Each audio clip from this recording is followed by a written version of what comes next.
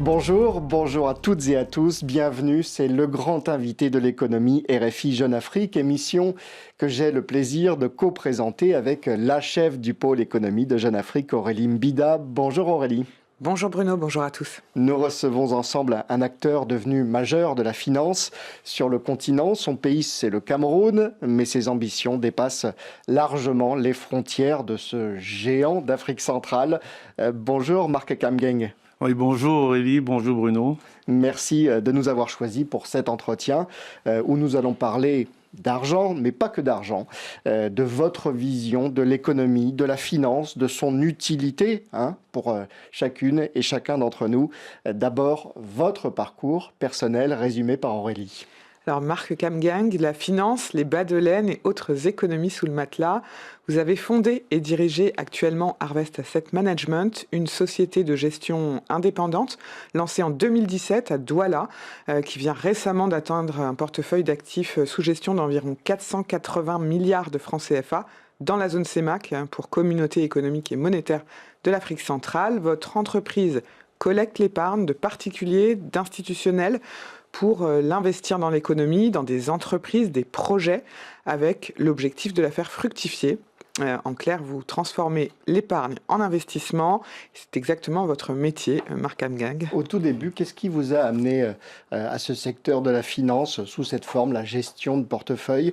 Est-ce que c'est le côté mathématique? Est-ce que vous étiez bon en maths ou est-ce que c'est le côté business? Écoutez, déjà, merci encore pour l'invitation. Pour répondre assez directement à votre question, c'est une conjonction de facteurs, on va dire personnel et professionnel. Personnel parce que, bon, moi, je suis issu d'une famille relativement nombreuse et j'ai vu mes parents à leur retraite avoir pas mal de difficultés en termes de planification financière. Donc, dans un deuxième point, d'un point de vue professionnel, j'ai découvert la gestion d'actifs. C'est vrai que j'ai fait un peu de sciences exactes, on dit en France. Et j'ai découvert la gestion d'actifs dans le Maghreb, au Maroc, où je travaillais pour une société de gestion donc marocaine qui avait un footprint sur tout le continent. Et malheureusement, on n'aurait pas du tout sur ma zone de naissance, qui était le Cameroun. Alors justement, qu'est-ce qui vous a amené à le faire au Cameroun? C'est ce souvenir familial de vos parents? Exactement, il y a ce souvenir familial. Et des voisins peut-être de l'environnement globalement qui manquait cruellement de planification d'un point de vue global et aussi du besoin local de créer, de dynamiser les marchés financiers. Donc comme je disais, je travaillais dans un groupe marocain, je gérais un fonds africain investissait sur quasiment toutes les places de marché du continent, mais malheureusement pas dans ma zone d'où je venais. Du coup, l'idée est venue avec pas mal de rencontres d'essayer de mettre en place ce que je faisais déjà partout ailleurs dans le continent. Aurélie. En effet, vous venez un petit peu de l'expliquer. Avant cette aventure entrepreneuriale, vous avez construit une solide carrière dans la gestion d'actifs et les assurances. Après des études à Paris et en Europe, vous avez travaillé donc chez le marocain RMA Capital.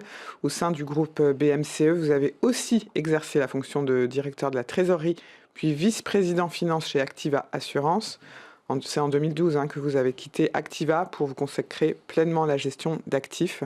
Une vie de salarié donc, puis de dirigeant, et puis vous êtes passé à l'entrepreneuriat. Pourquoi cette transition et pourquoi au cœur de l'Afrique centrale? Écoutez, bon, moi, non, je pars sur le principe que il faut être utile. Il faut être utile et rendre service autant que possible à notre continent, à notre cher continent. Donc, je le faisais déjà en tant que salarié au sein du groupe BMCE chez RMA Capital. Et ensuite, personne ne regardait l'Afrique centrale, qui était relativement en retard sur ces sujets. Et il fallait que quelqu'un s'y mette. Il y a, comme j'ai dit, une conjonction de facteurs, des rencontres, de personnes qui m'ont encouragé ou qui ont déclenché en nous, je dis en moi, je ne vais pas dire en moi parce qu'on est nombreux derrière cette aventure Harvest, et déclenchant en moi l'idée d'aller faire quelque chose pour notre zone CEMAC. Plutôt le faire tout seul qu'à l'intérieur d'un grand groupe. Écoutez, le vrai sujet est que personne ne croyait à l'Afrique centrale. Et personne ne croyait au potentiel de l'Afrique centrale. À cette époque, en 2015-2016, tout est concentré sur l'Afrique de l'Ouest en termes de développement des marchés capitaux. Mais il y a quand même des prérequis que l'Afrique centrale n'avait pas. Du coup, on s'est dit qu'il fallait que quelqu'un s'y mette, qu'on y aille et qu'on essaie de développer. Il y a eu un moment clé à ce moment-là, 2015-2016, pour justement faire de ce secteur de la gestion d'actifs, un gros secteur en Afrique centrale? Effectivement, il y a un moment clé. À la fin des années 2016, la zone Afrique centrale était en crise. Vous vous souvenez, il y a eu une réunion de tous les organismes internationaux à Yaoundé, crise liée aux réserves de change, parce qu'on pensait que la zone devait être devait complètement être... Le franc CFA devait être dévalué sur cette zone à l'époque. Et une des solutions que les États avaient mis en place, c'était de créer un coussin d'épargne locale. Du coup, les États avaient déjà cette volonté. Les organismes internationaux, la Banque africaine de développement, le FMI, la Banque mondiale avaient aussi cette volonté, mais il fallait des gens derrière pour accompagner sur le terrain cette dynamique. Donc, pour moi, ça a été un déclencheur. Et aussi, d'un point de vue personnel, donc je ne l'ai peut-être pas dit, mais je suis allé aux États-Unis. Et aux États-Unis, les Américains ont cette notion de get it done, il faut le faire. Donc voilà, un de mes profs m'a dit, pourquoi tu ne le fais pas? Et je me suis dit, bon voilà, peut-être tous ces facteurs font qu'il faut se jeter à un moment. Ou just do it, comme disait un ancien grand basketteur. On parlera peut-être de basket tout à l'heure. Aurélie? En tout cas, les chiffres parlent, puisque sous votre direction, Harvest s'est imposé comme leader dans la zone CEMAC, en Afrique centrale, donc, avec un petit peu plus de 40% de parts de marché en 2024, selon la Commission de surveillance financière locale. Vous avez notamment piloté le lancement de fonds actions et obligations s'adressant aux investisseurs locaux et aussi à la diaspora. En 2021, vous évoquiez un objectif de mobilisation de près de 10 milliards de francs CFA, environ 15 millions d'euros, pour un fonds action dans la zone. Cette forte croissance, ça a changé votre vision de votre pays et de la région dans son ensemble. Vous la voyez comme un nouveau terrain d'investissement? Le fait que vous ayez réussi, ça peut inciter d'autres? Je pense que il y a quand même eu un effet d'entraînement. En 2016, on était 2 donc à se lancer dans la gestion d'actifs. Et aujourd'hui, on est sur le Cameroun, sur l'Afrique centrale, parce que l'activité est régionale. Et aujourd'hui, on est un peu plus de 15, 16 exactement acteurs. Il y a eu une accélération de création d'entreprises dans le domaine. Mais ce que je veux quand même préciser, c'est que pour nous, on ne considère pas pour l'instant que c'est un succès en tant que tel, pour la simple raison que le coussin d'épargne en CEMAC est assez important. Et du coup, en termes de taux de pénétration de notre activité sur ce coussin, il y a encore de la marge. Du coup, la mission reste encore longue et il faut qu'on garde la même détermination, le même engagement. Et même de façon relative, 480 milliards de francs CFA, c'est moins d'1 milliard d'euros. Du coup, quand on compare avec les asset managers dans les pays développés, ça reste très loin des standards, très loin des radars. Potentiel à exploiter selon vous. En tout cas, ce parcours vous place au croisement de plusieurs dynamiques. L'épargne privée en Afrique, la structuration des marchés financiers domestiques et puis le financement du développement économique. Pour nos auditeurs, nos internautes, vous symbolisez cette génération d'entrepreneurs gestionnaires africains qui cherchent à transformer l'épargne nationale en investissement productif. Marc Kamgang est le grand invité de l'économie RFI Jeune Afrique, entretien à découvrir sur jeuneafrique.com et en vidéo sur les chaînes YouTube de RFI et de Jeune Afrique. Nous allons donc parler ensemble de l'argent des ménages, de celui des entreprises. Question très directe. Est-ce que vous diriez que les Africains dans la zone subsaharienne ces dernières années se sont plutôt enrichis, qu'ils mettent davantage d'argent de côté? Je pense que les Africains, de façon, Afrique centrale particulièrement, sont de grands épargnants.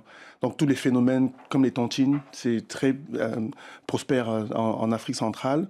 Et aujourd'hui, l'idée était simplement de leur montrer, créer l'environnement de confiance pour qu'ils drainent cette épargne sur les marchés financiers afin qu'ils accompagnent le développement des économies. Aujourd'hui, Madame Bida parlait de bad laine dans son discours introductif. Les gens gardaient beaucoup d'argent, soit en banque, soit sous leur matelas dans les faits. Aujourd'hui, simplement, c'était de dire cet argent peut être utile pour vous. Vous pouvez être aussi vous-même acteur de votre développement. Dans le monde entier, l'épargne locale finance les autoroutes, finance les routes, finance les hôpitaux. Donc, avec les États qui ont compris cette démarche, il fallait créer ce cercle vertueux où l'épargne finance notre environnement direct. Alors selon le FMI, le taux d'épargne privée n'ont pas augmenté pendant la période de la crise Covid. Pourtant, l'activité économique était un petit peu ralentie dans beaucoup de pays africains. Si l'on prend le cas spécifique de la zone franc en Afrique centrale, dont fait partie le Cameroun, quels produits d'épargne, quels investissements sont disponibles aujourd'hui pour les épargnants locaux? Qu'est-ce qu'on fait quand on a de l'argent? C'est une très bonne question. C'est une très bonne question. Bon, je vais un peu aller dans la genèse des épargnants, de leur évolution en termes de comportement vis-à-vis de l'épargne. Historiquement, donc on a dit bas de laine, beaucoup de gens avaient de l'argent chez eux ou utilisaient la banque exclusivement dans une logique de sécurité. Ce qu'on a apporté, et les banques utilisaient cet argent pour financer des projets ou financer directement les États. Ce qu'on a apporté, c'est on a gardé la même sécurité en disant voilà, via le secteur bancaire, vous avez la même sécurité, mais vous avez un rendement supérieur à votre compte courant ou à vos plans d'épargne classiques. Donc c'était le premier shift, parce que naturellement, quelqu'un qui a 1% de rendement, si vous le promettez 5, il fait le calcul rapidement et il se dit, voilà, tout en gardant la même sécurité. Donc, un des enjeux importants, c'était de convaincre que la sécurité était toujours présente et simplement de rajouter du rendement. Et ce qui était aussi facile, c'est que la plupart le plus gros de nos investissements aujourd'hui était drainé vers les États. Donc, les États ont encouragé cet écosystème d'un environnement où, comme vous avez dit en 2016, le coût du pétrole avait impacté fortement les besoins en financement de ces propres États. Vous faites aussi de l'éducation financière quand vous parlez de l'évolution des comportements des Africains. Vous faites connaître ces produits d'épargne. Vous observez l'évolution des mentalités. Et ça, c'est le plus gros enjeu pour nous. Pour nous, je dis toujours que notre mission va au-delà des gains financiers. Mais vraiment, la mission, c'est créer cette logique de planification, d'éducation financière, d'inclusion financière. Les ressources sont là, l'épargne est là. Il faut juste entraîner les populations, les institutions à placer leur argent de façon efficace pour justement avoir un impact sur nos économies. Donc l'éducation financière, pour aller reprendre d'autres questions, est vraiment un axe fondamental de notre démarche. D'ailleurs, on parcourt toute la zone d'Afrique centrale. On n'est pas que basé à Douala. On fait beaucoup du Tchad, beaucoup du Congo, du Gabon. On va dans les villages pour vulgariser cette logique d'épargne via les banques, via les marchés capitaux. Sur les images, là, on a vu des femmes, effectivement, avec qui vous échangez. L'inclusion financière des femmes, c'est une priorité aujourd'hui, aussi pour une société comme la vôtre. C'est clairement, en fait, un point d'entrée dans les familles. Aujourd'hui, la femme dans les familles en Afrique, surtout en Afrique centrale, je pense que dans tout le continent, sont quand même celles qui s'occupent de la maison quand le papa va à la chasse, entre guillemets. Donc, pour nous, c'est très important qu'elles soient conscientes, qu'elles soient partie prenante de cette démarche. Et d'ailleurs, ça marche très bien. Hein. Notre taux d'épargne via les femmes est en croissance perpétuelle, même si en nombre de souscripteurs, on va dire, mais en termes de pouvoir, capacité, ça reste quand même assez masculin dans notre zone. Que pensez-vous du système des tontines que vous avez évoqué tout à l'heure, cette épargne associative villageoise familiale, qui est une sorte de solidarité financière, de redistribution? On parlait de l'émancipation des femmes et de l'inclusion financière, mais c'est aussi parfois source d'arnaques, voire de rendements qui sont faibles. Qu'en pensez-vous? Écoutez, moi je suis rentrant au Cameroun en 2016 pour lancer ce projet. Le phénomène des tontines, on ne peut pas l'ignorer quand on parle de la CEMAC, et même pour drainer l'épargne, il y a pas mal de livres, d'écriture de livres, de bouquins sur ce phénomène. Donc, à la base, je ne suis pas quelqu'un de tontine. Donc, je suis entré dans certaines tontines pour comprendre ce qui marche, comment ça marchait. Et j'ai réalisé qu'en réalité, une tontine, c'est une mini-banque. Donc, c'est des gens qui se financent entre eux. Et effectivement, dans le cas de ces groupes de personnes, il peut y avoir des casses importantes. Sachant que la majorité, quand même, dans ces milieux, veulent préserver leur capital. Du coup, c'était très facile, on va dire, de leur dire que, tout en gardant le côté social, parce que le côté social qui est très important, les rencontres de façon régulière, mensuelle, dans la plupart des cas, garder ce côté social tout en préservant le capital via les marchés financiers. Mais il faut aussi de la traçabilité. Il faut que les choses soient transparentes. Et ça peut être le défaut de ce type de système. C'est exactement un point que je n'ai peut-être pas évoqué pour l'instant, c'est le reporting. Donc même les banques, historiquement, dans la gestion de l'épargne classique, avaient du mal à être de façon régulière présentes auprès de leur clientèle. Nous, ce qu'on a apporté en plus, c'est reporting, c'est suivi, cette visibilité de ce que fait votre épargne. Donc, cette transparence a été aussi un enjeu important. D'ailleurs, c'est une des valeurs d'Harvest, la transparence. Marc Kangeng, l'épargne, c'est une chose, c'est nécessaire.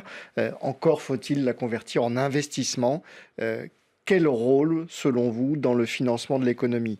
Est-ce que c'est pour la production avant tout, pour les infrastructures, si on est à l'échelle d'un État? Est-ce que c'est pour financer des entreprises, y compris des petites? En fait, de notre point de vue, on est dans une démarche graduelle, graduelle mais plutôt descendante, hein. D'un premier temps, on pense que ce qu'on fait de façon dynamique, 99% de nos actifs sont investis sur les souverains, parce qu'il y a la logique de sécurité. Les États ont mis en place, avec la Banque centrale, en Afrique centrale, des mécanismes de sécurité, de sûreté, des remboursements liés au financement sur les marchés. Vous prenez un individu ou une entité qui, historiquement, avec son argent en banque de façon sécurisée, a un rendement faible. Il faut que vous gardiez cette sécurité via des placements sur les États. Donc, c'est un peu le plus gros. Mais la deuxième tendance, on a parlé du fonds Action, qu'on a anticipé depuis 2021, c'est le financement du secteur privé via le marché financier. La dynamique, nous, on la voyait, hein, mais elle n'a pas été au rendez-vous, il faut le dire, elle n'a pas été au rendez-vous.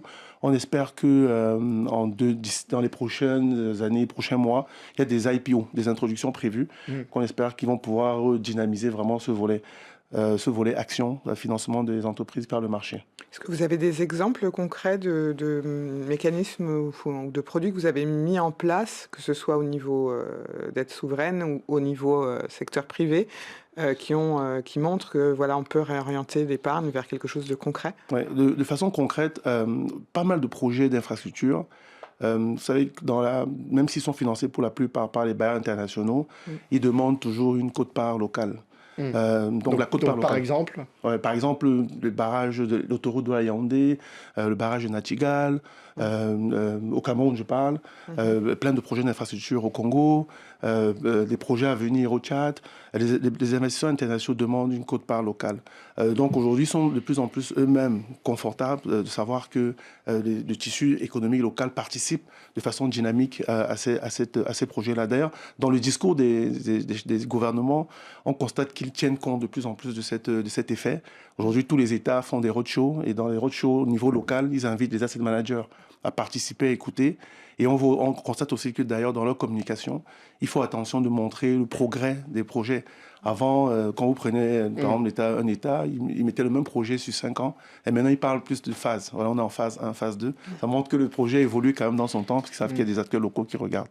Mais au-delà de la rhétorique et puis des roadshows, il y a quand même un cadre législatif, réglementaire qui est nécessaire. Est-ce que vous estimez qu'il est suffisant aujourd'hui, ou il faut encore travailler si on veut pouvoir faire des investissements propres qui vont loin? C'est une très bonne question et je pense que, n'oubliez pas quand même, je recadre un peu les choses, nous on investit via les marchés capitaux, via les marchés financiers et il y a eu vraiment un grand boom, hein, une bonne volonté. Et je profite de cet espace pour remercier encore les présidents du régulateur, M. Raphaël Tung ou M. Nagoum Yamoussoum, qui ont vraiment poussé la réglementation pour drainer, attirer, créer le cadre réglementaire adéquat. Maintenant, il faut que ceux qui ont repris les rênes aujourd'hui continuent la même dynamique. On pense que ce volet, et même fiscal, qui n'est pas encore abordé, est très important pour créer l'écosystème et drainer cette épargne dans notre marché. C'est la question des avoirs dormants, hein, comme ils sont appelés, comme on les voit à la une de la presse, ces comptes dormants. Est-ce que c'est le même phénomène en Afrique de l'Ouest et en Afrique centrale? Et est-ce qu'il y a cette mobilisation, y compris d'un point de vue législatif? Aujourd'hui, les États ont vraiment pris du poids, ont vraiment pris en main ce sujet. D'ailleurs, vous avez vu au Cameroun, la Caisse de dépôt et consignation est en train d'être mise en place. Elle était déjà existante au Gabon, au Congo, même s'ils n'étaient pas encore dynamiques. Mais ces avoirs en déshérence doivent être vraiment drainés, comme en Europe. Hein. La Caisse de dépôt finance tout le social via ces produits-là. L'écosystème se met en place de façon visible et on est assez confortable sur la tendance à venir sur ces sujets. Marc Kamgeng, vous ne bougez pas. Pour échanger sur toutes ces questions, nous sommes en ligne en duplex avec un observateur assidu de ces questions d'épargne, de gestion des pensions aussi en Afrique. Bonjour Cédric Beng. Bonjour. Vous êtes en ligne d'Abidjan, vous êtes un expert des systèmes financiers, vous êtes gabonais de nationalité, vous êtes un fonctionnaire international et auteur de plusieurs essais sur la finance africaine. Quelles sont, selon vous, Cédric Beng, les réformes nécessaires pour mobiliser davantage l'épargne privée et combattre les freins qui existent, qui peuvent être voilà, du domaine des habitudes, du domaine culturel parfois aussi, pour mobiliser cette épargne. C'est très intéressant. Il faut noter déjà, moi je travaille sur ces questions depuis 20 ans. Lorsque je commençais, on avait sur les marchés obligataires, marchés des titres publics, un peu moins de 40 milliards de dollars en cours global pour le continent. Aujourd'hui, pour les 10 marchés les plus liquides, nous sommes à plus de 800 milliards de dollars équivalents. Là, c'est pour les 10 marchés. Et si on compte les marchés les moins liquides, ça veut dire que c'est un marché de plus de 1 000 milliards de dollars. Donc, ça veut dire qu'il y a eu un boom, il y a eu des réformes dans différents pays. Et un levier important de la mobilisation de cette épargne, ce sont les réformes des retraites. Lorsque vous regardez le continent, vous avez davantage ces réformes qui ont été faites dans la zone Afrique australe, Afrique de l'Ouest, essentiellement Nigeria, Ghana, maintenant un peu plus à Côte d'Ivoire, et puis côté Afrique de l'Est, vous avez le Kenya et les autres pays. Donc, c'est vers ce type de réformes où il faut vraiment densifier les acteurs locaux. Je vous donne juste en termes de rendement, de performance de ces marchés. Si vous prenez le marché des eurobonds, les pays africains qui ont émis les eurobonds tout au long de ces années, à peu près 22 pays, vous avez l'indice de performance des eurobonds qui est autour de 16% en dollars. Si vous prenez le même indice maintenant pour les marchés en monnaie locale sur les 10 marchés les plus liquides, vous êtes à plus de 26% en dollars. Et là, en fait, c'est plus de 40%. Mais lorsqu'on tient compte de la dépréciation des monnaies, on se retrouve autour de 26%. Pour montrer que en fait, là où il n'y a plus de rendement, c'est effectivement les marchés locaux. Et donc, il y a des réformes en cours, des réformes à faire dans l'essentiel des marchés. Je vous parle des 10 marchés les plus liquides, mais l'Afrique, c'est 54 pays. Alors, si on cherche les gros réservoirs financiers potentiels, on pense aussi aux pensions, hein, aux retraites. Là encore, une gestion à moderniser et c'est à relier aussi avec l'évolution démographique hein, du continent, avec une explosion démographique et beaucoup de jeunes hein, qui sont à même de financer ces systèmes de retraite. Tout à fait. Alors, il faut voir, il y a un essor démographique, mais lorsqu'on regarde la densité humaine, l'Afrique, c'est tellement grand, c'est 30 millions de kilomètres carrés, donc il y a assez de place.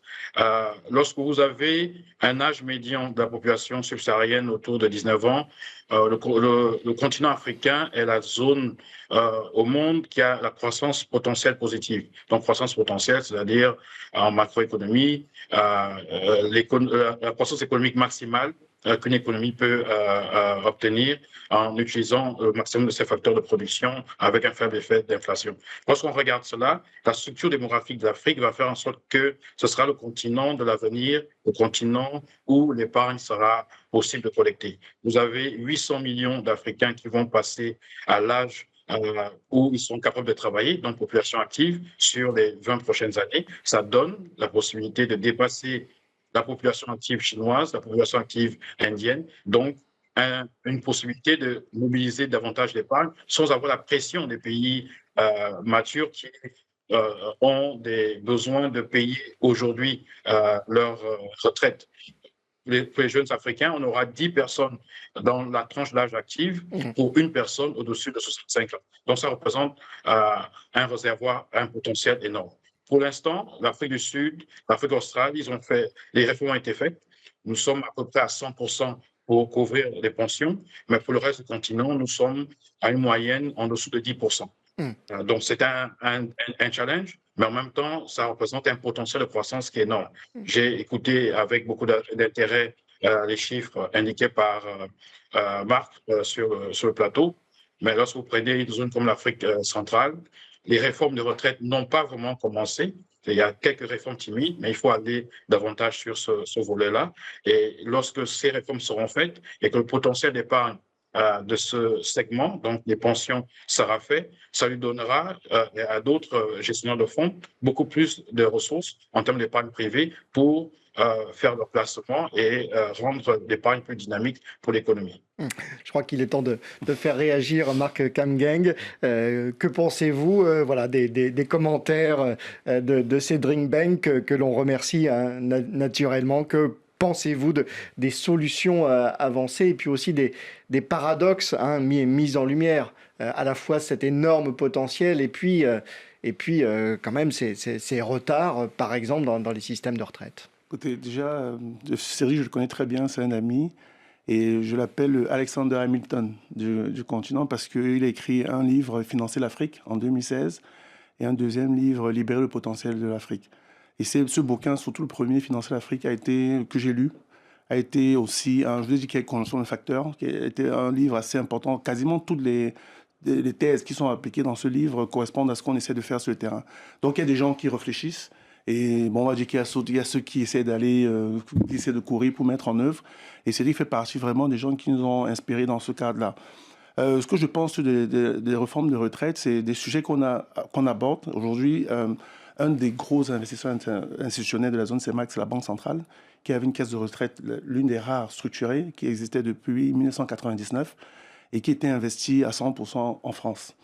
Donc, un des gros points de création de confiance, c'était de leur dire, écoutez, on ne peut pas parler de marché si vous, le grand régulateur de marché, vous investissez pas votre propre retraite au niveau local.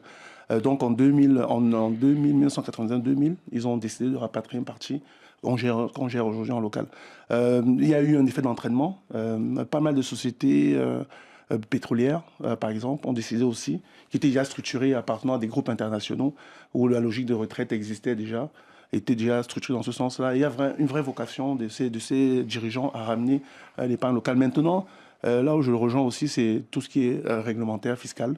Il faudrait qu'il y ait un cadre plus incitatif pour créer vraiment des plans d'épargne salariale pour attirer encore le plus grand nombre d'entreprises dans cette dynamique-là. Et justement, pour revenir sur la gestion des pensions, le fait qu'il y ait une si grande disparité, vous avez expliqué le cas de l'Afrique centrale, ça marche aussi autrement en Afrique de l'Ouest, je pense aussi au Maroc, en Afrique du Nord. Vaudrait-il pas mieux qu'il y ait une meilleure couverture, peut-être harmonisée? Je ne sais pas si c'est dans le cadre de la ZLECAf, si c'est un point qui devrait être abordé, puisque voilà, quand on veut épargner et convaincre les Africains qu'il faut mettre de l'argent de côté pour ces vieux jours, peut-être sécuriser en harmonisant. Qu'est-ce que vous en pensez? Je suis d'accord avec vous, mais aussi je pense que, comme disait mon grand-père, qu'on se lave mieux soi-même, on peut se laver mieux soi-même. Donc je crois que d'un premier temps, il faudrait peut-être déjà qu'au niveau local, au niveau pays, au niveau régional, au niveau vraiment institutionnel, que les plans d'épargne existent. Et par la suite, que ces plans d'épargne aient un impact direct sur notre écosystème le plus proche. Et effectivement, dans une logique de diversification, réfléchir à des passerelles. En CEMAC, c'est fait naturellement parce qu'on est une zone économique communautaire. Maintenant, les ponts vers l'Afrique de l'Ouest sont des sujets aussi à aborder. Mais je pense qu'il faudrait déjà commencer à créer des blocs solides localement. Au niveau régional et ensuite penser à l'expansion. La ZLECAf est un bon point à bord de ces sujets au sein de l'Union africaine. Mais on se dit, je suis convaincu qu'il faudrait, d'un premier temps, c'est mal qu'on a beaucoup de retard sur ces sujets d'épargne locale, de financement de l'économie. Monsieur Ben a parlé de chiffres. Même si on en avance le potentiel, on est sur les marchés capitaux à peu près à 10 000 milliards de francs CFA. Donc ça reste pas grand-chose, 1,5 milliard d'euros. Ça reste pas grand-chose quand on constate les besoins d'infrastructure. Une belle route, ça coûte 3 fois plus, par exemple. Donc voilà un peu mon avis sur le sujet. Quand on vous écoute, on entend beaucoup les mots retard, il faut démarrer, il faut structurer, etc. Ouais. Finalement, il ne serait pas plus simple aujourd'hui, face à tous ces défis, de faire de l'intermédiation entre les banques et les États pour qu'il y ait un financement de l'économie et du tissu entrepreneurial? Écoutez, c'est un très bon point et que je partage à moitié. Pour la simple raison que je pense que les banques le faisaient déjà. On l'a dit un peu au début, les banques avaient de l'épargne et investissaient directement. Aujourd'hui, le sentiment de responsabilité était pas diffusé. Aujourd'hui, l'épargne, je prends le cas de la France, un PEA finance des hôpitaux, finance des routes, donc chacun se sent un peu responsable de son environnement.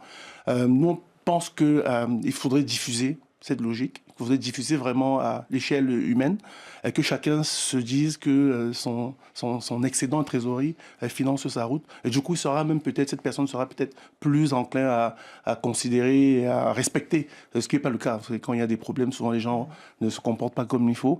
Mais si vous savez que ça vous appartient, vous faites un peu plus attention. Alors ça, c'est le financement des infrastructures ou des projets collectifs. Et puis, il y a le remboursement des dettes publiques dans beaucoup d'États africains. Est-ce qu'il n'y a pas aussi un risque, si on relie ça aux questions macroéconomiques, que cette épargne domestique soit captée par les États pour rembourser leurs dettes, et cela au détriment du financement de projets ou d'entreprises? Vous savez, c'est un très bon point que vous marquez. Et, particulièrement dans le contexte du moment où on voit qu'il y a vraiment des États qui sont la tête sous l'eau. C'est un très bon point.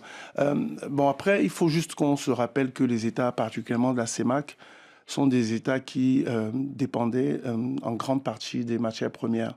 Donc la logique marché financier était assez rédhibitoire dans le fonctionnement de l'État en lui-même. Ce qu'on essaie de faire, c'est de leur dire, écoutez, il faudrait, en France par exemple, le budget de l'État français à 50% est géré par les bons du Trésor, par le marché financier. On a dit, écoutez, il y a une source de financement qui existe, il faut travailler ensemble à la rendre plus ouverte à tout le monde. Et pour cela, il faut créer le cadre de confiance, d'où l'entrée en jeu de la Banque centrale. La Banque centrale, en 2017, a décidé de créer ce qu'ils appelaient des débits d'office. C'est-à-dire pour tout ce qui est endettement via le marché financier, l'État sort de la boucle. Du coup, les remboursements sont faits de façon automatique, prélevés dans les comptes du Trésor pour rembourser les épargnants. Donc, depuis 2017 que ce mécanisme existe, on n'a eu ni retard, ni problème de remboursement. Donc, d'ailleurs, si vous faites attention à l'accélération de notre activité, entre 2017 et 2020-2021, il n'y avait pas du tout de confiance. Donc, tout le monde observait, est-ce que les États vont rembourser ? Est-ce qu'il y aura vraiment ce cercle vertueux efficace? Et les gens ont compris que ça marchait. Et d'ailleurs, la quote-part des investisseurs en direct, indépendamment du produit, ne fait qu'augmenter. Donc avant, il n'y avait pas du tout de personnes qui achetaient de façon directe des bons du Trésor. Et de plus en plus, les gens le font eux-mêmes. On voit que la dette américaine, par exemple, est financée par des investisseurs japonais. Donc voilà, tout est possible. Est-ce que c'est un risque dans un pays comme le Sénégal, aujourd'hui, qui est en grande difficulté budgétaire? C'est une situation que vous suivez de près, un peu de loin, parce que nous, on est de loin géographiquement, mais intellectuellement. Mais bien sûr, intellectuellement, on suit de près, mais on pense que, dans le cas du Sénégal, il y a eu un souci, pas un souci, une volonté de transparence. Donc pour nous, ça va plutôt dans le bon sens, même s'il y a un impact à court terme qui est important pour le niveau d'endettement du pays. Mais l'idée aujourd'hui, c'est d'ouvrir les livres. Et que l'investisseur ait une bonne appréciation du risque du pays. Donc c'est ce que les autorités ont décidé de faire. Donc ça peut être un mal pour un court terme, mais sur le long terme, la dynamique, c'est la transparence. Et sans transparence, on ne bâtit pas du solide. Mais tout le monde doit participer à la gestion de la dette, au remboursement de la dette sénégalaise? Non, le Trésor. Je pense que dans chaque pays, chacun est responsable un peu de l'administration. Je pense que c'est à chaque État de s'organiser pour que les responsabilités ou alors la collecte pour faire face à ces engagements soient respectées. Donc ça, c'est une question d'organisation interne. Beaucoup de questions fiscales, effectivement. Aurélie? Est-ce qu'au Cameroun, on ouvre les livres justement? Est-ce que l'État mobilise l'épargne locale pour gérer ces questions d'endettement? Oui, bien sûr. Aujourd'hui, la taille en regardant le budget du Cameroun, le poids de l'endettement via le marché est passé de 0%, 1%, aujourd'hui à près de 10%. Donc, quand je disais qu'en France, c'est 50%, donc il y a quand même une tendance à la hausse. Et d'ailleurs, on le dit, chaque fois que les différents ministres font leur roadshow pour présenter le plan de financement, on leur dit, écoutez, vous avez eu besoin, disons, de 200 milliards de francs CFA l'année précédente. Ils ont été entièrement souscrits et on a encore de l'épargne résiduelle. Et donc, eux aussi, ils regardent, ils observent à chaque fois, ils augmentent la taille de l'épargne locale, de l'investissement par l'épargne locale. Pour nous, ça va dans le bon sens. Il faut vraiment que les États s'appuient sur l'épargne locale et pour pouvoir avoir d'ailleurs des ressorts plus solides vis-à-vis de l'extérieur, vis-à-vis des changements, des dévaluations. En local, vous n'êtes pas du tout impacté par tout ce qui se passe à l'extérieur. Marc Lamgang, vous étiez récemment à Washington lors des dernières assemblées du Fonds monétaire international et de la Banque mondiale. Est-ce que vous trouvez que ces grandes institutions financières internationales s'informent suffisamment auprès d'acteurs comme vous, de sociétés comme la vôtre, des praticiens de la finance? Est-ce que vous pensez que la prise d'information est bonne? En fait, on l'a vu, on le voit. On était vraiment acteurs du changement de paradigme concernant la conversation avec le FMI et la Banque mondiale. Aujourd'hui, on est invité systématiquement à leur assemblée annuelle. Et au-delà de ça, quand ils font les revues pays, ils passent systématiquement chez nous pour écouter, comprendre. Parce qu'ils ont compris, et je pense que c'est important d'avoir des relais locaux en termes de compréhension macroéconomique, en termes d'enjeux, souvent qui sont perçus différemment à distance. Aujourd'hui, même au niveau de ces instances, pas qu'au FMI, à la Banque mondiale, à l'AFC, toutes ces institutions ont de plus en plus d'écoute. Parce que d'ailleurs, dans leur logique, un des objectifs, c'est de partager le risque. Donc, ils sont dans une logique de partager le risque entre les fonds internationaux et les fonds locaux. Du coup, il faut de plus en plus écouter ce qui se passe en local. Donc, l'écoute, la prise d'information, oui. Après, il y a quand même pas mal de critiques qui sont émises en permanence sur l'action de ces institutions.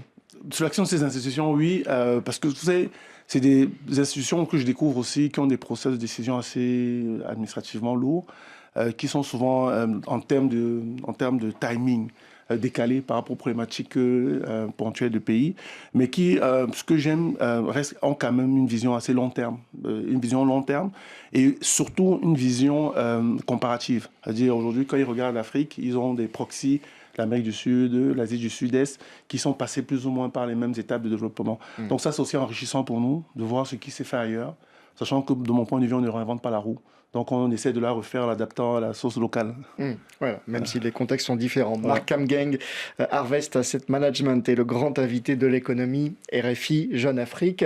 Ce Cameroun, où vous êtes basé, dans un contexte politico-économique tout de même très particulier. Cette présidentielle du 12 octobre 2025, que l'on va qualifier de mouvementé. Paul Biya déclaré vainqueur avec 53% des suffrages devant Issa Chiroma Bakary, candidat de l'opposition qui conteste les résultats. Ce scrutin, on le sait aussi, a été suivi par un certain nombre de violences dans des villes comme Douala, comme Garoua, des appels à des villes mortes, des activités bloquées dans la ville portuaire de Douala, par exemple. Quels sont, selon vous, les effets de cette instabilité politique sur le cours de l'économie camerounaise? Écoutez, moi, je vais essayer de regarder les choses sur le prisme de l'épargnant.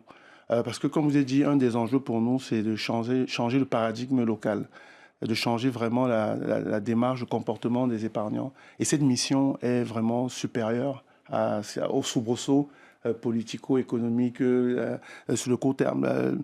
Un plan d'épargne retraite se prépare sur 25 ans, 25 ans et plus.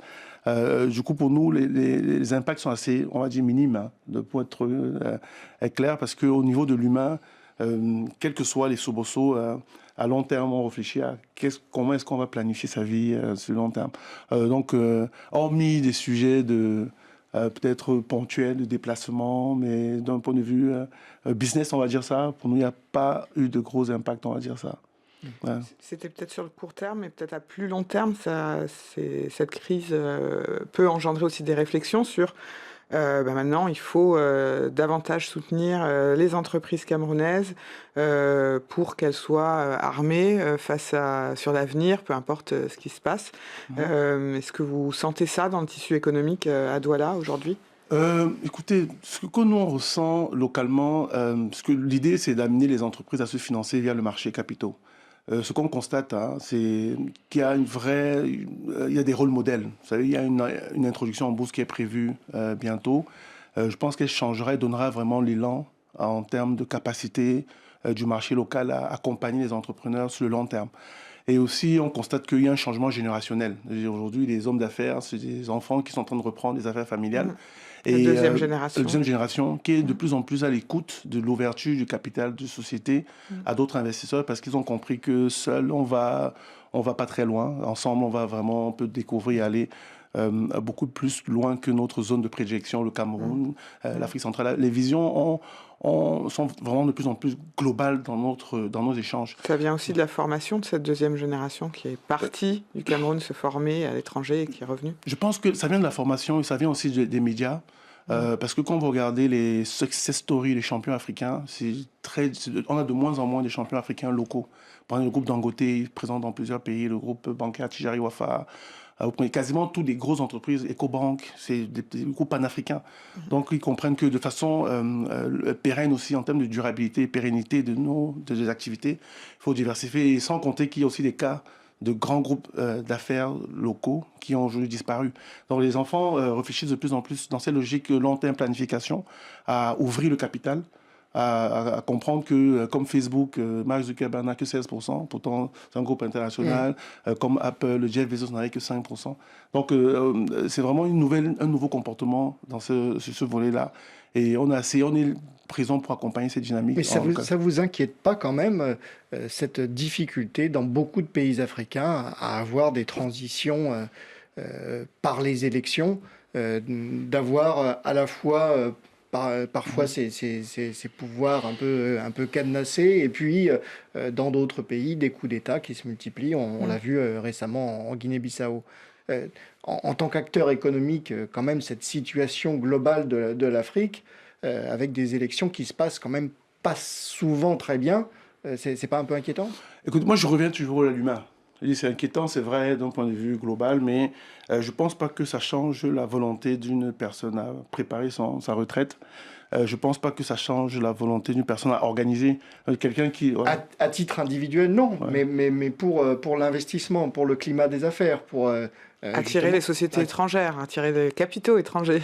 En fait, aujourd'hui, je pense que mon avis est un peu différent. Pourquoi? Parce que, pas différent, mesuré, parce que on a commencé par le fait de développer l'économie locale, par l'épargne locale. Donc c'est un socle qui n'est pas encore assez mature. Et je crois que le travail de le rendre dynamique, M. Bain a parlé d'onboarder, d'attirer tous créer et structurer les fonds de pension locaux, ça nous donne quand même énormément de travail. Et dans tous les cas, les soubresauts sont toujours ponctuels. Mais même dans les pays où ça s'étire, ça ne va jamais à plus d'un an. Et pourtant, on est là à vouloir résoudre des problématiques sur des décennies. Du coup, cette logique long terme, cette vision, cette mission est vraiment au-delà de ces soubresauts ponctuels. Et vous pensez que le monde économique peut s'affranchir d'une certaine manière de la politique? Je pense que... De la gestion publique de l'État? Je pense que dans le cadre de la gestion de l'épargne, les liens sont assez minimes. Sont assez minimes. Dans le cadre de la gestion de l'épargne, je dis, revenons ça toujours au prisme de la personne ou de l'entreprise. Essayons toujours de se mettre au niveau de quelqu'un qui veut préparer sa retraite, qui veut préparer l'éducation de ses enfants, qui veut préparer la construction de sa future maison. Donc, sur ce prisme-là, notre travail, c'est accompagner cette planification. Derrière, c'est vrai que l'environnement politique est important, mais à la fin de la journée, les ambitions, la vision de la personne au niveau humain, de cette inclusion financière, pour nous dépasse les soubresauts ponctuels. Et vous disiez que pour cette épargne, vous travaillez sur les marchés. Aujourd'hui, on sait que la profondeur des marchés, c'est un vrai sujet, notamment en Afrique centrale. Vous direz que c'est suffisant néanmoins pour pouvoir avancer avec cette épargne vers des investissements? Très bon point. En fait, nous, on pense qu'il faut regarder le verre soit à moitié plein. Monsieur Bain a parlé de 10 milliards sur le continent. En Afrique centrale, même Roland Berger en 2016 a fait une étude sur la profondeur de l'épargne et eux-mêmes ils voyaient sur 2025 à peu près 1200 milliards. Aujourd'hui, en Afrique centrale, on est à près de 10 000 milliards d'épargne aujourd'hui collectée et investie sur les États. Donc pour nous, on pense que le potentiel est immense. On pense que c'est notre travail de le faire, parce que personne ne le fera à notre place. Il faut que nous-mêmes, on aille sur le terrain pour aller dans les villages, comme vous avez vu, rencontrer les personnes individuellement. Et aussi les besoins des États, le gap infrastructurel est connu. Aujourd'hui, les institutions internationales demandent un mixte. Donc, on a un vrai sujet de drainer cette épargne pour accompagner les États sur ces projets.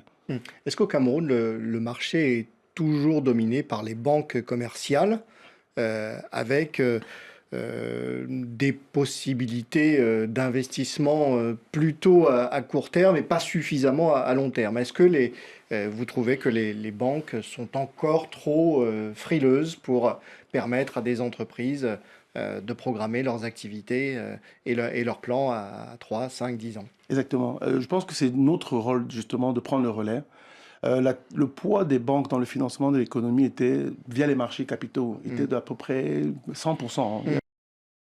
Aujourd'hui, le poids des banques est passé à 70%. Les investisseurs institutionnels, dont font partie les asset managers, ont aujourd'hui 20% de cette taille. Donc, on voit vraiment une croissance de plus en plus importante. Et je vous ai dit, les personnes physiques étaient absentes. Aujourd'hui, c'est 3% du financement de l'économie en direct via les marchés capitaux. Donc, cette dynamique, pour nous, elle est irréversible.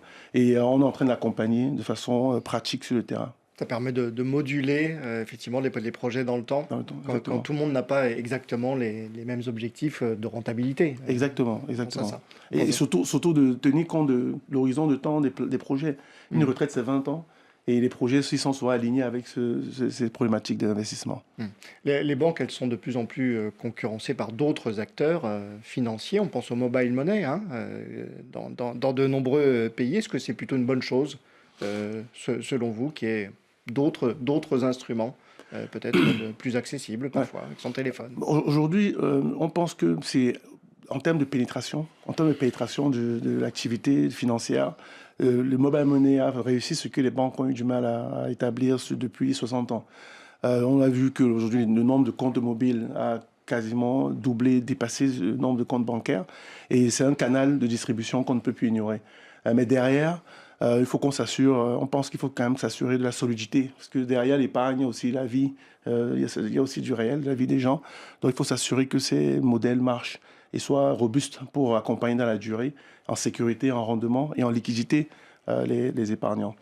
Si je vous dis les marchés des capitaux locaux, les placements obligataires, les fonds d'infrastructure, ou bien la fiscalité, qu'est-ce qu'il faut actionner en premier? Qu'est-ce qu'il faut réformer en premier pour faire croître ce marché financier, cet écosystème financier en Afrique centrale? Écoutez, bon, moi je dirais en deuxième, parce que la réglementation, on en a parlé. Il y a eu une vraie volonté de créer, avec la fusion, en CEMA qu'il y avait deux marchés, deux places, il y a eu une fusion. Les régulateurs successifs ont vraiment poussé le développement en créant des produits. On est passé d'un acteur d'asset manager à aujourd'hui 16. En termes de véhicules de placement, il y avait 3, aujourd'hui on en a une quarantaine. Donc, je pense que la réglementation doit continuer d'encourager, de favoriser l'essor de nouveaux acteurs, l'essor de nouveaux produits. Aujourd'hui, je me souviens à l'époque, pour faire agréer un produit, on le faisait en 6 mois. Aujourd'hui, on met près de 2 ans pour agréer un produit. Donc, il y a quand même ce côté formation, lourdeur administrative et aussi continuité dans l'engagement à développer le marché. Souvent, lors des changements de dirigeants, on peut observer des ralentissements. Moi, je vois que la réglementation a un rôle hyper important. La deuxième chose, et qui est clé, c'est la fiscalité. Donc, tenir compte de l'harmonisation fiscale pour des zones comme l'Afrique centrale, où chaque pays a un peu sa fiscalité. Mais c'est des sujets qui sont abordés aujourd'hui, qui sont pris aujourd'hui bras le corps par les régulateurs locaux et même par notre banque centrale, qui joue un rôle central. Marc Kamgang, vous dites que le potentiel de cette Afrique centrale est sous-exploité. Le Tchad, par exemple, voisin du Cameroun, vous voulez accompagner ce pays dans son plan de croissance, son plan national de développement, malgré ses difficultés. Le Tchad qui s'est tourné récemment vers les Émirats arabes unis pour trouver des financements. C'est une possibilité, c'est une solution, aller dans le Golfe pour justement aller chercher des capitaux. Je pense que le Tchad, particulièrement, on a parlé de la transparence, a fait l'exercice important de transparence. C'était un État qui n'était pas noté, qui est aujourd'hui noté par S&P et Moody's, avec une des meilleures notes d'Afrique centrale. C'est un État qui est de plus en plus dynamique sur le marché capitaux locaux. On observe en termes de croissance de besoins de financement local. Le Tchad est le premier en termes de croissance sur une période de 5 ans. Et c'est un État, comme on l'a dit, qui a besoin, même pas qu'un État, notre zone a besoin d'un mix d'épargne locale et d'épargne internationale. Donc c'est une étape. Le Tchad était aussi à Washington, le ministre des Finances était à Washington aussi quand on y était pour les assemblées annuelles. L'idée c'est d'essayer de toucher toutes les poches mondiales pour accompagner les besoins de financement de ce pays et de la zone, parce qu'il y aura un impact forcément sur toute la zone CEMAC. Avec un pays quand même qui a des difficultés, hein, qui est confronté aussi au terrorisme, à la pauvreté dans beaucoup de ces régions. Il ne faut pas il faut pas l'occulter. Mais bon, vous savez, nous, on est des optimistes avérés. Donc, on pense que les problèmes, il y en aura toujours, sous différentes formes. Mais on envisage, on voit un Tchad avec des autoroutes qui fonctionnent. Et ça nous fait nous réveiller tous les jours à 3 heures du matin pour accompagner nos États de la CEMAC. Vous cherchez aussi des nouveaux marchés, notamment en Afrique de l'Ouest et notamment en Côte d'Ivoire. La Côte d'Ivoire, la finance, ce marché n'est pas déjà saturé. Qu'est-ce que vous espérez y trouver ? Bon, en fait, concernant la Côte d'Ivoire, l'Afrique de l'Ouest, historiquement, du Maroc, en couvrant tous les pays, effectivement, cette zone était déjà relativement en avance. Ce qu'on a développé en Afrique centrale, là, je fais un peu de part d'Harvest, en termes de proximité, en termes de reporting, en termes de transparence. Vous savez, il y a pas mal de compagnies d'assurance particulièrement qui sont présentes dans les deux zones. Et notre expansion vers l'UMOA, c'est vraiment une demande de ces clients qui disent, voilà, vous avez aujourd'hui un accompagnement une qualité de service qui nous convient. On est d'ailleurs, peut-être, je pense, les seuls à être certifiés ISO 9001. Du coup, c'est eux qui nous disent, voilà, on est aussi présent dans cette zone-là. On aimerait que vous soyez à nos côtés pour continuer de développer votre activité. Donc, vous demandez un agrément ? Voilà, on est dans la démarche. On est dans la démarche. Que pensez-vous des débats monétaires en Afrique de l'Ouest et en Afrique centrale sur la réforme du franc CFA, hein, les conséquences que ça pourrait aussi avoir sur votre secteur, le secteur financier? C'est une très bonne question. Bon, nous, on pense que, au point de vue local, quel que soit... parce qu'une monnaie, c'est les échanges. Une monnaie, c'est la relation avec l'extérieur. On pense que quel que soit le nom de la monnaie, quelle que soit la réforme, elle aura beaucoup plus d'impact à l'extérieur, dans la relation avec l'extérieur. Mais je reviens encore à notre mission, qui est de créer l'environnement, l'écosystème vertueux d'épargne locale. Donc ça, quel que soit le nom de la monnaie, ça ne changera pas cette mission. Du coup, on se concentre vraiment sur ce volet-là.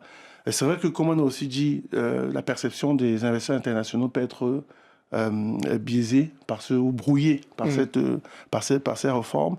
Mais on se dit aussi qu'il ne faut pas oublier quel est notre rôle primordial.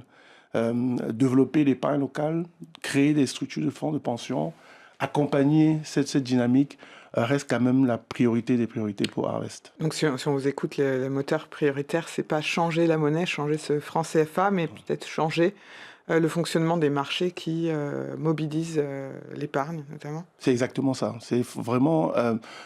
il n'y a pas les marchés de capitaux sont pour nous l'épargne locale, l'investissement par des produits d'épargne locaux sont des gages de pérennité, de solidité, de toute forme de modèle. Du coup, on est encore loin de cet état de fait. On a encore beaucoup de travail au niveau local. On essaie de structurer, on l'a dit avec la Banque centrale, on le fait avec des compagnies pétrolières, on essaie de le faire avec des compagnies de télécom pour vraiment créer, ces sociétés qui ont une masse salariale assez importante en termes de nombre de personnes, de créer des plans d'épargne pour que cette épargne finance nos États. On parle de l'Afrique, on parle d'un continent qui a l'habitude de faire, je vais utiliser exceptionnellement un anglicisme que je vais expliquer, de leapfrogger, c'est-à-dire de faire des bonds en avant pour ne pas avoir à rattraper tout le retard. Ça a été le cas, par exemple, sur les télécoms, mais c'est aussi le cas dans le secteur financier. Et si aujourd'hui, en fait, les épargnants ils décidaient d'investir massivement dans la crypto, par exemple, dans les crypto-actifs, alors on sait sait qu'en Afrique centrale, la Banque centrale s'est prononcée, c'est non. Ouais. Plutôt que sur les marchés locaux, qu'est-ce que ça représenterait pour vous, une menace ou c'est une opportunité? Écoutez, nous on est alignés avec l'avis de la Banque centrale et je ne dirais pas plus clairement. On pense que ce phénomène de crypto est important dans la diversification de portefeuilles de gestionnaires où ça représente encore à peine 1%. Aujourd'hui, même aux États-Unis, ces activités ne représentent quasiment rien dans la taille globale des actifs. Les mettre en Afrique centrale au centre de la réflexion, c'est vraiment donner un coup en termes de retard pour le développement des infrastructures.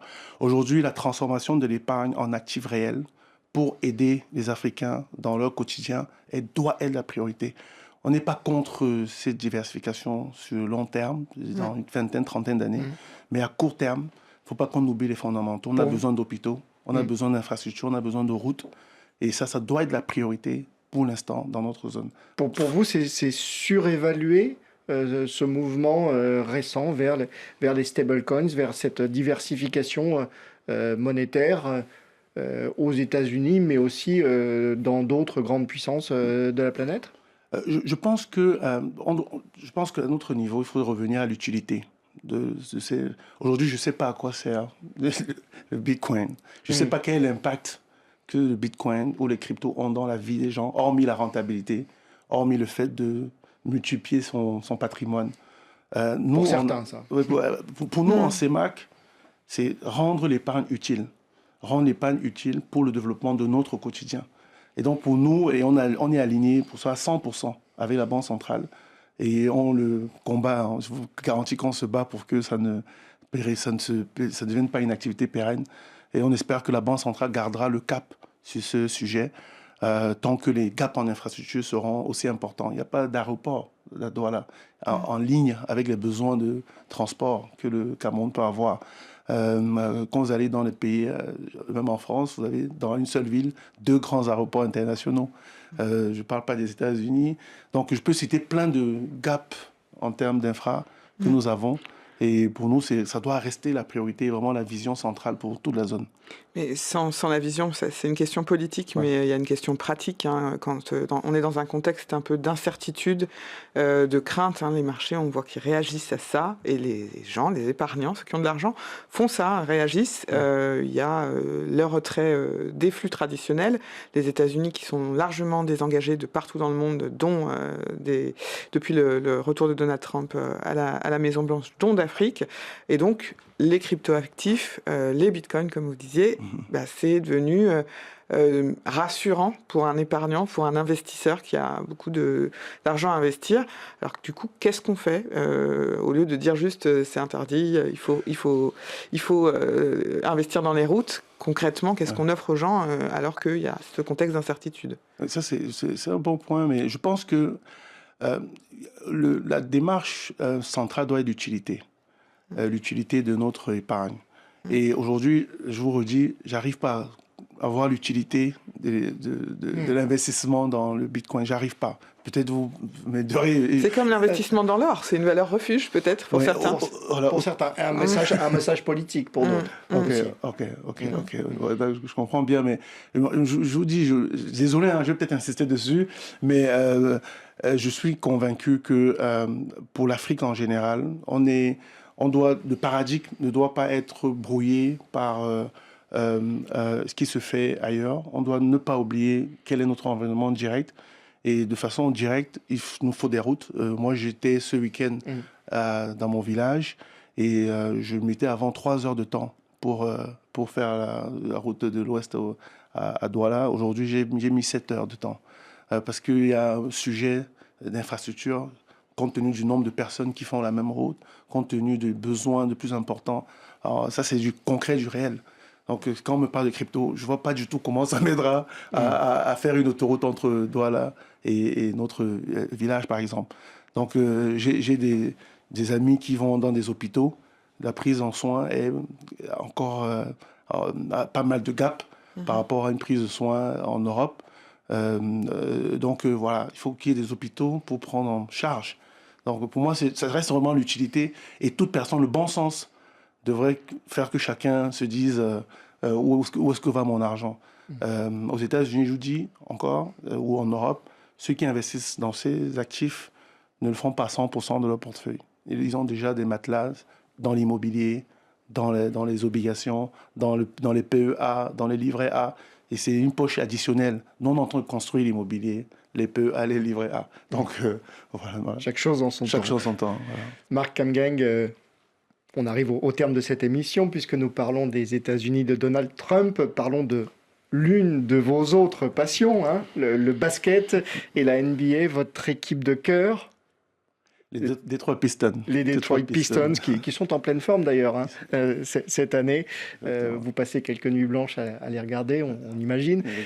Ils ont fait leur gloire passer, leur titre NBA sur le physique, sur le collectif. On va se remémorer une archive de 1989. Last year, the Pistons had a 3-2 lead. But couldn't win one of the last two. Now they'll do it. World champs. The Lakers are the standard bearers of the sport in the 1980s with 5 titles, but this is the Detroit Pistons night, Hubie Brown. They just smothered the Lakers. On voit votre plaisir de revoir ces images des Bad Boys hein, de Détroit. Contre Jordan, contre Magic Johnson, le collectif contre les individualités. Exactement. Pour nous, c'est avec quand même ce côté très physique, un peu bad boy. Un côté déterminé, un côté engagé. Pour nous, ça fait partie d'un modèle. Parce qu'on pense que le collectif est plus fort que les individus.